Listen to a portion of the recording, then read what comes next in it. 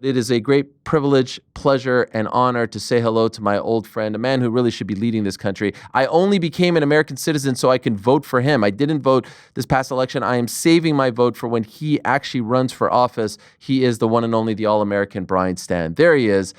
Brian, how are you? No one told me that you've been sitting here for 10 minutes, so I sincerely apologize. It was no problem whatsoever. I think your producers had given us a heads up that, hey, we're scheduled for two. Not an issue. I was getting some work done and chuckling at the definition of fraud check, Okay. as I was newly introduced to that term as well.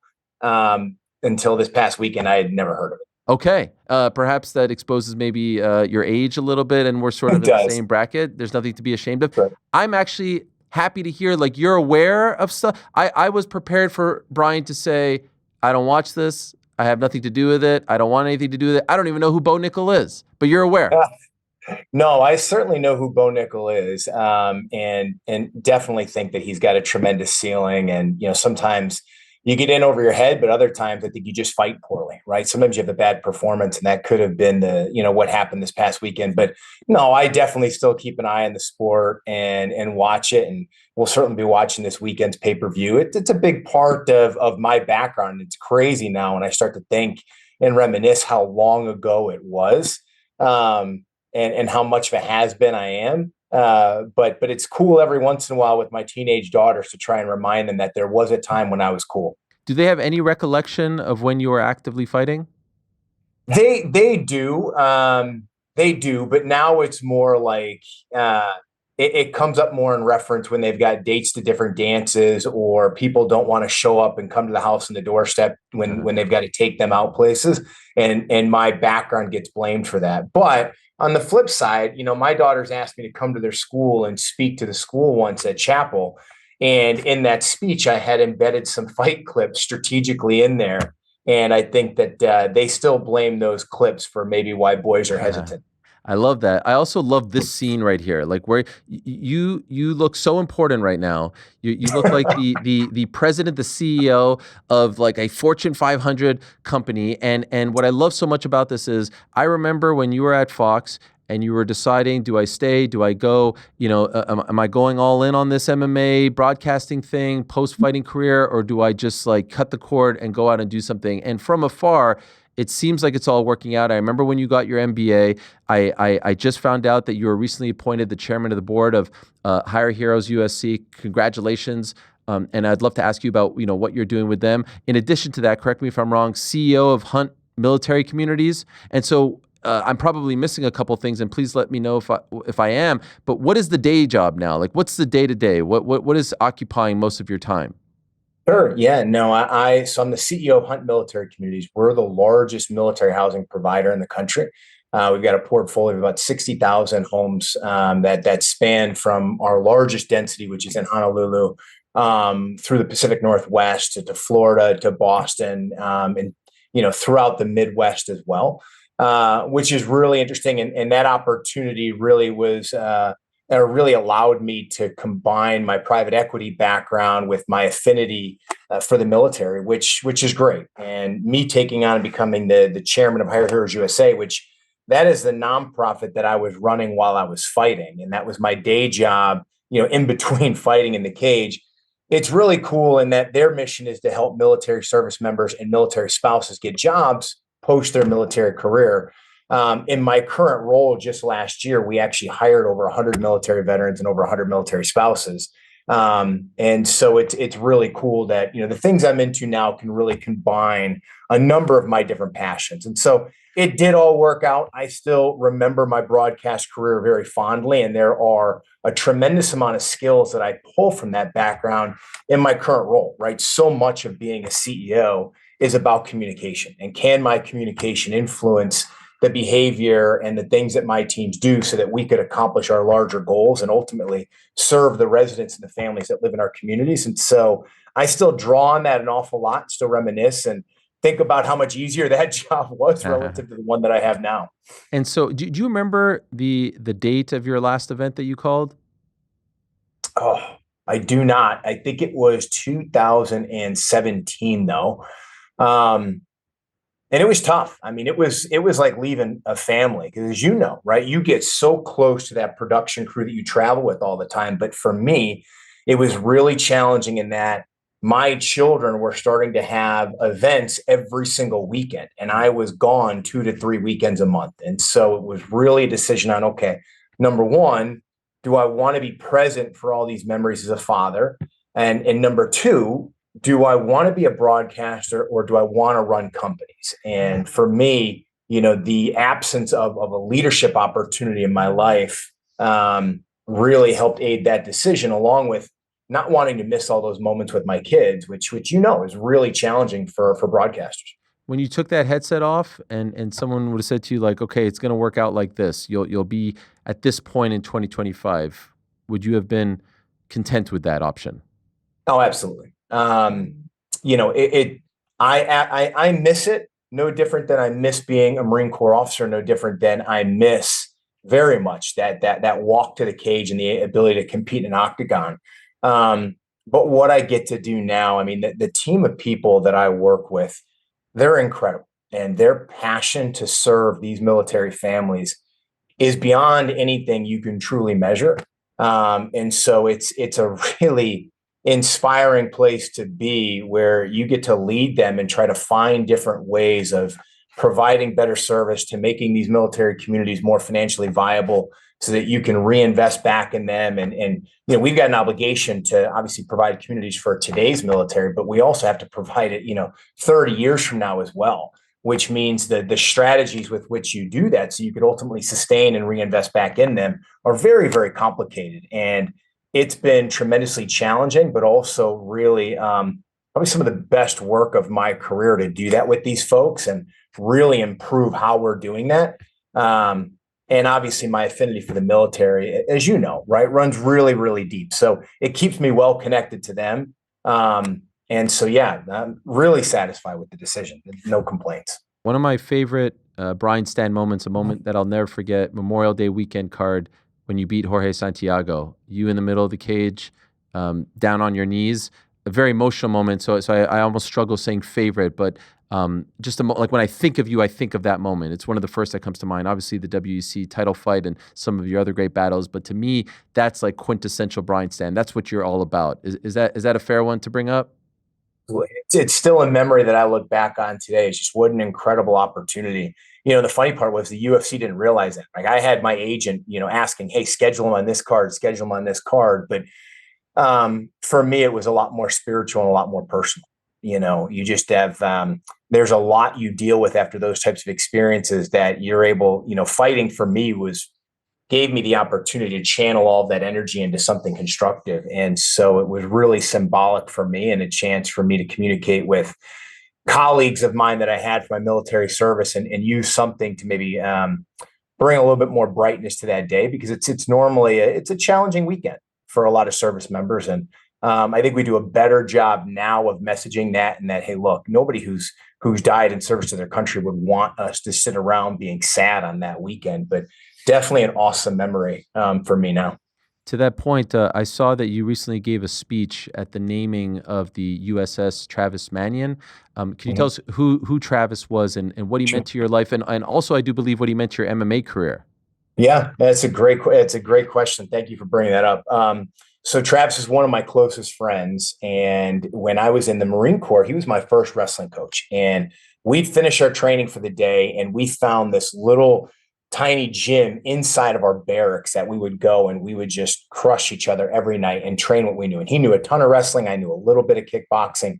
And he was going to compete mixed martial arts when he got back from his second deployment, which ultimately he never got the opportunity to return to. He was part of a military training team training the Iraqi army, and during an ambush ran out to save one of the Iraqi soldiers and was caught by enemy sniper fire and passed away. And he meant a tremendous amount to me. He was just one of those rare individuals who had an incredible combination of character, tenacity, leadership, and compassion. He just cared so much about the people in his life that he'd run to gunfire, right? He would always be there and stand up for what was right. And so he continues to be an inspiration for me. And it's awesome that in my current role as a CEO of this company, they're one of our partner organizations, the Travis Manion Foundation, and we can bring them and hire heroes into our communities to work with the veterans who live in our communities and provide services to them as well. And so it's been really, really amazing to see how his name has been memorialized, and to have a ship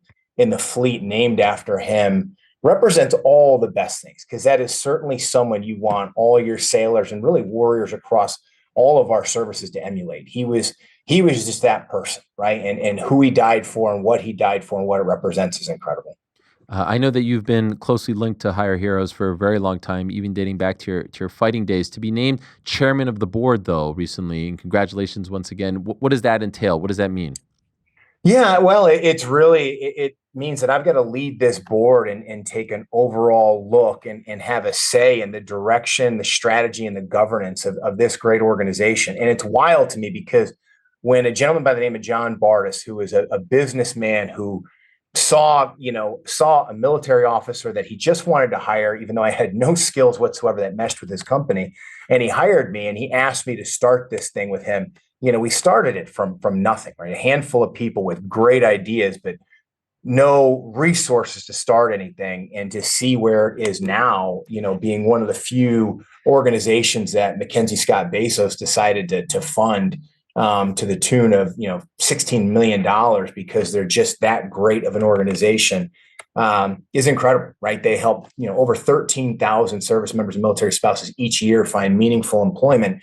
And not just a job, right? They're helping people find jobs where they're starting north of $70,000 a year. So it's an incredible organization and what they do. And for me to be the chair now, after being one of the founders and one of the people that kind of started it and didn't really know what the heck I was doing, is such a full circle event. And so it's both. It's both something that I'm really proud of, but at the same time, it's really humbling, right? Because you've got to be really careful. The decisions you make are really important. And so I've got to lean on the fellow board members and the organization's executive officers to make the right decisions. But we've got a great team, and it's hard to mess something up that is as good as they are.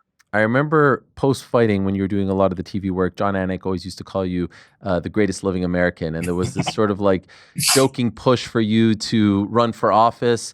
It does, and probably because you're not, in our little world anymore, so it doesn't come up as much. But I still, in the back of my mind, wonder if this is going to happen. Have you thought of this a little more? Is there anything you could tell us about a potential run for office? Sure. There's nothing imminent. There's nothing that I look at, but I'd be lying if I said there aren't times where I sit there and talk to my wife about having this idea about serving again, especially with the state of our country and our current politics, where we're just so divided, and we really don't have the ability to sit down and have conversations, meaningful dialogue with people who maybe have a different background and have a different belief than us, and attempt to find mutual purpose in that dialogue. So that gets very frustrating. But in my current role, I've got to work, with members on Capitol Hill pretty often. And so I see a little bit behind the veil, and that leads me to not want to do that in my career. And, shortly after, speaking about using my broadcasting career, shortly after taking this role, I had to testify in front of Congress when they had questions about our industry. So I definitely get a lot of exposure to that world. There are times where I think about it, but there's nothing in my near term. I'm really happy with the people I work with, the mission that we have, and we've got a lot of unfinished business as we continue to grow this company and continuously improve how we deliver goods and services to our customers. Have you ever been close? Have you ever seriously made a push towards it?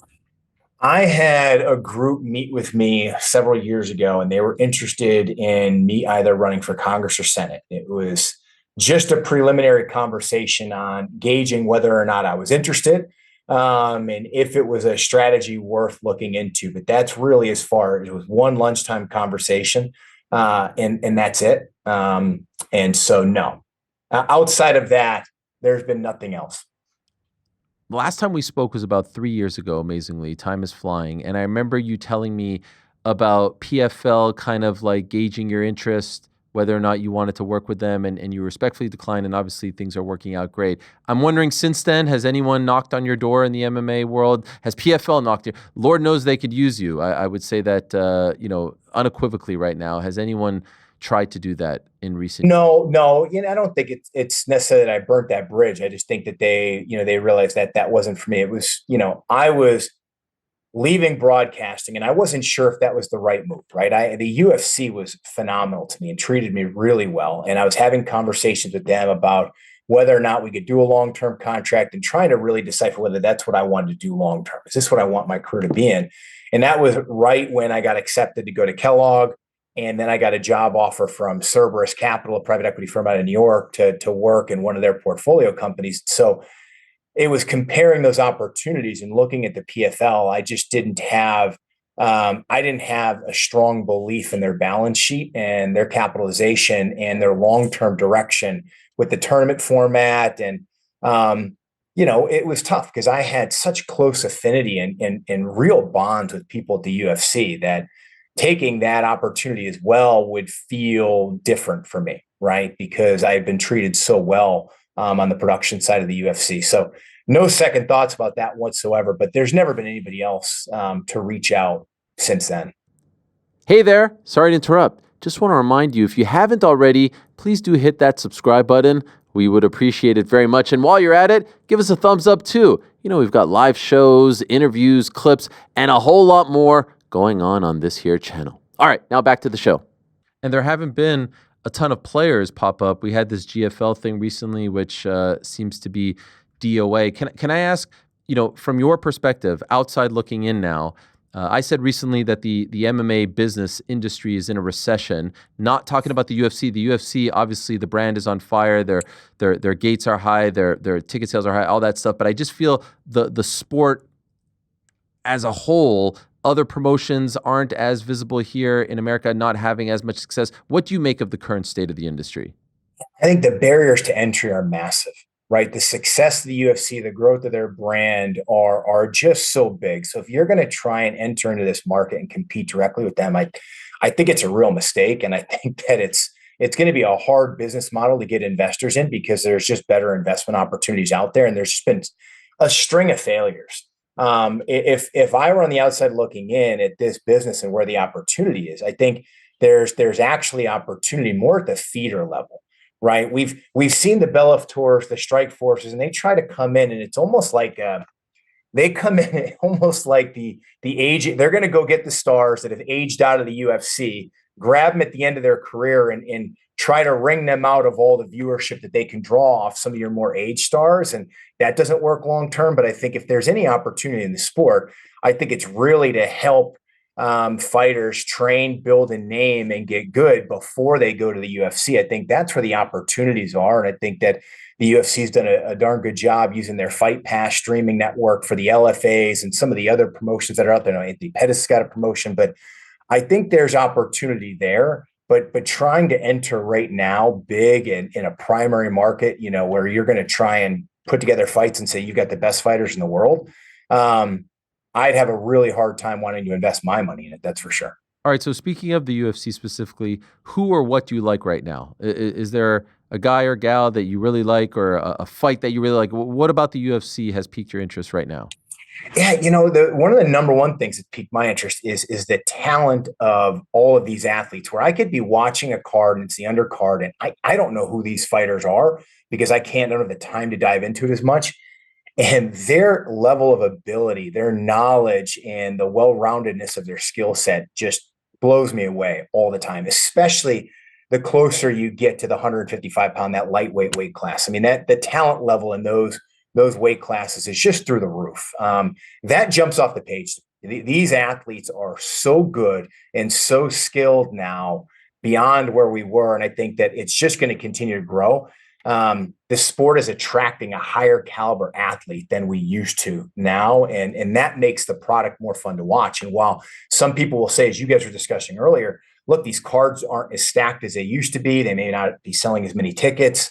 I think there's a market there, and the UFC is going to do really well to find equilibrium, but you can throw on any card now. And this is why the content value has continued to go up through the roof. It doesn't matter the name of the fighters. You could end up watching an incredible bout between two people you've never seen before, and it could be on the undercard. It ends up being the best fight of the night. And I think that people that aren't mainstream MMA fans That's what they love about the product. If I'm in a room with people and we're gathering on the weekend after one of our kids' games and the UFC's on, they're going to put it on, and they're not watching it for a specific fighter. They're watching it for any of these athletes, knowing that, man, this product could have an incredible fight at any time with any matchup that they might have. You're a PA guy. One of the big stories this week has been centered around Pennsylvania's own Bo Nickal. Are you following all of this? Are you aware of all of this? And do you think he has what it takes to bounce back from what he's experienced this week? Absolutely. I think that things like what just happened are either the best or the worst thing that's ever happened to Bo Nickal, right? If he'll look back on his career and he'll know that this was a defining point, and whether it's a positive or a negative will really depend on him. But if I look at his competitive background, I would put my money on this being something that just makes the fire burn even greater inside of him. He's a phenomenal athlete with tremendous success in combat sports. I think that he's only going to get better from this, and he'll find a way to use his core skill set more in fights and build off of that instead of trying to be maybe whatever he was trying to be that night that helped cause him to fight. I think it was a mixture of, look, he fought a really good fighter who fought a great fight. He also didn't fight well, and that's not taking anything away from DeRitter, but I think the ceiling on him is still very high. And that things like this tend to be really good for athletes from a humility standpoint and helping them make sure that are the other aspects of your life, are they really in a position to support your career? Because if you're going to be a world champion in mixed martial arts, all aspects of your life have to be aligned towards you putting on the best performance you can, the 2 to 3 to 4 times you get to a year. And that's hard to do, right? That's hard to do if you're not a selfish person and you've got family members and you've got other passions. I always think about fighters like, Michael Bisping always comes to mind where, Mike was a family man. He had other things that maybe he was interested in, but first and foremost, Mike Bisping was a fighter. He was always incredibly focused on every fight that he had. And look what it resulted in from a career standpoint, from world championship to being a Hall of Famer. And I think that, that mindset, we're going to find out if that's where Bo Nickal is. Every so often, that video of you at that Q&A, when I think it was 2017, someone asked you about someone who was, outside of the UFC on your radar, and you mentioned there's this guy in Sweden. We find out it's Khamzat Chimaev. It pops up every so often, still to this day, because it was an incredible prediction. This is the clip here. It will every so often just like pop up on social media. Have you been waiting for this story arc to come to a completion? He still hasn't fought for a title. It seems like it's imminent, but I feel like you'll get to spike the football when and if he does become champion later this year. I don't know. He's had some really bad luck from what I understand, but I was talking to so many athletes. Just for every single fight that I called, I would talk to the fighter. I would talk to their coaches. If they would allow me, I'd talk to their manager. And while they were cutting weight, I'd talk to anybody who was around them, sometimes family members. So you would get information coming from all sources, and you would hear about all these up and comers. So I had to get lucky once, as much as I was running my mouth, whether it was press conferences, television, podcast, whatever it was. And I think I got lucky that time, and I'm lucky somebody remembered it. And now that video keeps resurfacing and makes me sound smarter. Before I let you go, I'd love to ask you about your old teammate. There aren't a ton of them left, but there is one named Jon Jones who is still around. If you were him, what do you do? Do you take this last fight against Tom, or do you get out of the game with the perfect record? I think if I'm him, I take the fight, but that's easy for me to say because I'm not. I have no idea what's going on in his personal life. And I knew him when he was very young. And one thing that always stood out to me is he was always very responsible with his money. He saved his money, which is not something a lot of fighters do. So he's probably in a really good financial position.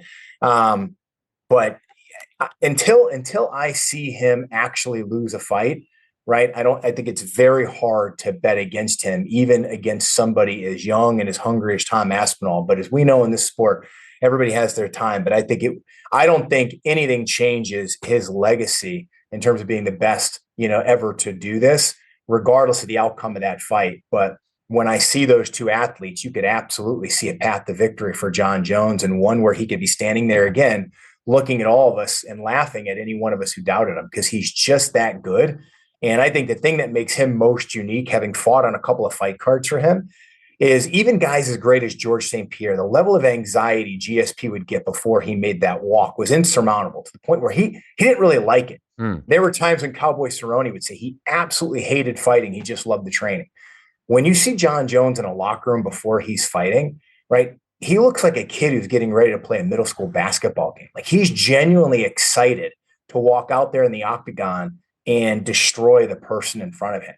There's never a single doubt in his mind as to what he's going to do in there. I've never seen another fighter mentally like that in all the times that I fought and all the times that I called fights.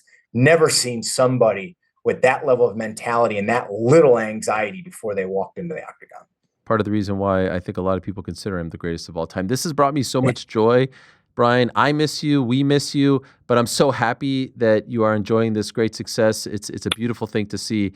And man, I think back on those days covering you and then getting to work with you with such great fondness. Like, it was just so much fun being your colleague. Not to say that we don't chat from time to time, but it's just being reminded of how great of a person you are, how great of a speaker you are, how great of a representative for this sport and this country you are. It's lovely. It's really lovely to reconnect with you. And for those that want to learn more about Hire Heroes or see if they can help out in any way, where can they go and do that? Sure. Yeah, they can go to hireheroesusa.org.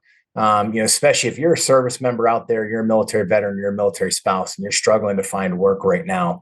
They will assign you to one person, one career coach who will walk you through every step of the process, from resume to interviewing to job placement. They just do some phenomenal work. So thank you for giving me the opportunity to say that. You're the man, Brian. Thank you so much. Good luck with what you're doing with Hunt military communities as well. And keep in touch, all right? Don't forget about us, because when you do eventually, run for president and win, I just want to say that I know the president. A lot of people these days say they know the president, but I want to know Brian Stann, the president. That's the guy that I'm waiting on.